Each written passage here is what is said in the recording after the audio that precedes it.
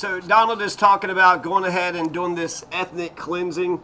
He's going to just move everybody out of Gaza, right?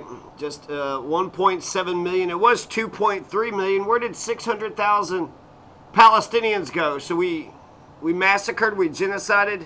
The Holocaust of our times was 600,000. They've been saying this 30,000 number for such a long time. They're not counting all the murders and the starvations and the ones that bulldozed over. It's like you have to. So here, he's talking about moving 1.7 million people into Jordan or Egypt. 1.7 million people into Jordan or Egypt. I got a way better idea. Instead of asking other countries to open up their borders and open up their land, we actually got plenty of land here in the United States. If the United States is just going to take Gaza over and claim it for itself, Netanyahu's not kept the ceasefire deal going. The second phase was supposed to be March the 2nd, and so there's a lot of land in America. 80% of the land in Nevada is owned by the federal government, and then 60% of the land that's owned in Alaska is owned by the federal government. So maybe the Palestinians would love to live in America. Maybe we could have like a Palestinian city. You got, Chinatown, Germantown, Frenchtown. You got all these other sort of little enclaves, diasporas, right? So you got these little enclaves, and they're part of America, but they, are majority are of their one nationality. So why not have Palestine town, or Bethlehem town? Have some. I know there's already Bethlehems and there's East Palestine, right? And then you got there's Hebron. You got a whole bunch of names around. So here's the map right here of who owns the West as a percentage of total. So you have, all the states seem like they have a little bit of federal land, except for maybe, Connecticut or Delaware? Delaware doesn't seem like everybody's got like a little piece, right? But like the eastern states don't have as much federal land as the western states, and then Alaska. So even though 60% of Alaska is owned by the federal government, the majority of the land is in Alaska. So, you could go to Alaska, you can go Washington, Oregon, Montana, Idaho, Wyoming, Colorado, New Mexico, Arizona, Utah, Nevada, California. A lot of the federal lands are national parks. And so the federal government, the maybe Bureau of Land Management, the BLM people, and then you have national parks. So different categories, but essentially you got wide open spaces. There's a lot of wide open spaces. There is some, this new North Carolina. North Carolina seems like it's got a chunk. Seems to be a chunk of federal land there. And like I said, there's federal land all across America. So what do you got, 50 states? So 50 states divide 1.7 million, people into 50. What is that? I'm not for sure. But basically what? If every state would take 100,000, less than that, right? So if every state would take 50,000, you could have, a little Bethlehem here, a little Gaza there, a little Gaza town, a little West Bank town, a little Palestine town, a little Bethlehem. And you could evenly distribute the Palestinians all across America. Why? Force the nations of Jordan and, Egypt to open up their doors. That fucking Al-Sisi, you're going to depend on that dictator, and then I don't even know what Jordan's about, but to me it just seems like it's obvious, right? When it came to establishing a homeland for the Jewish people, why not just, have a chunk of Utah? Why not get a land, a chunk of Utah or something that would be safe and wide open spaces? You get to enjoy American citizenship and all the beauties of America. So that would be exciting, right? I mean, if he's being serious, I don't really think he's being serious, but America's got some open land. America's got some open land. And also when we're thinking about the Palestinian people, 1.7 million, we got 500,000 homeless people. So we could try to figure out where we could put 500,000 homeless people on top of the 1.7 million Palestinians. So, we got a couple displaced people here in this country, and they need, a place to live as well.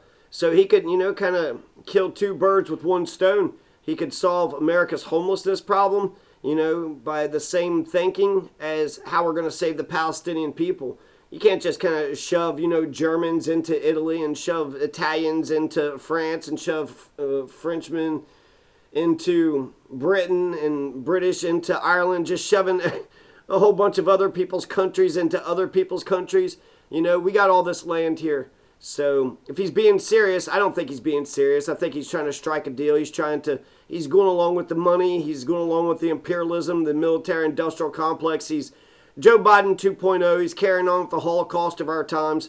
And the Palestinian people would just love to go back to Gaza and rebuild their own homes. That's where they were born and raised, and that's what they consider home. They don't want to infringe on other countries. And then he was talking about how it's a big real estate area. Gaza is such a beautiful real estate area.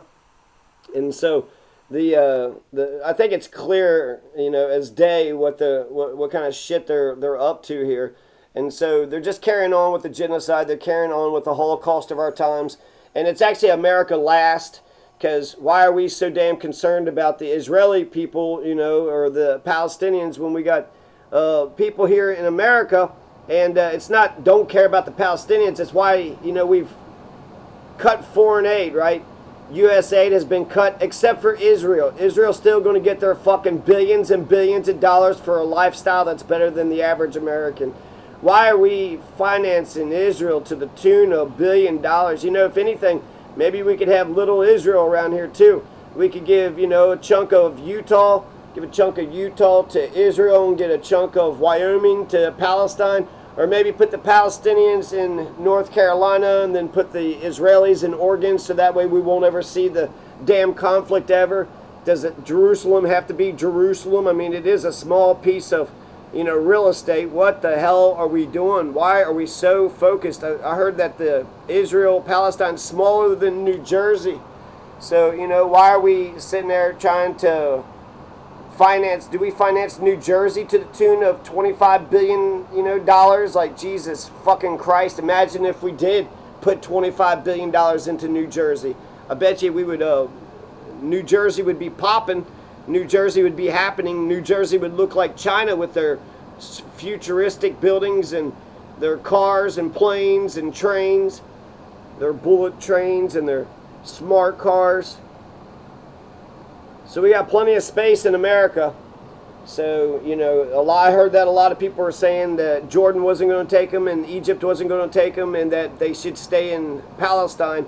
So the Netanyahu and Donald basically just struck a deal amongst themselves. And, well, of course they're going to strike a deal. He's basically saying, oh, it's, it's all rubble. It's all blown up to bits. It's blown up to smithereens. And Netanyahu's just grinning like a fucking chicken over there, like a goddamn genocidal fucking blood-soaked chicken. He's just beaming. He's smiling. They're trying to be buddies. And he's got a warrant out for his arrest. The ICC's got a warrant out for his arrest. And for the crimes that he's committed, my God, he kept killing children every fucking day. Every fucking day he was killing children for the last... You want to say justice is eye for an eye? Okay, so in exchange for 1,200 people, you went ahead and killed 300, maybe up to 600,000 people. You don't think that's a little too fucking much? You don't think that's disgusting and repulsive? The whole world sees what we're doing. So we can't really do anything around the world in the name of good and evil. Oh, we're there for humanitarian reasons. We're there to get them freedom and democracy. Bullshit. We no longer have the higher moral ground.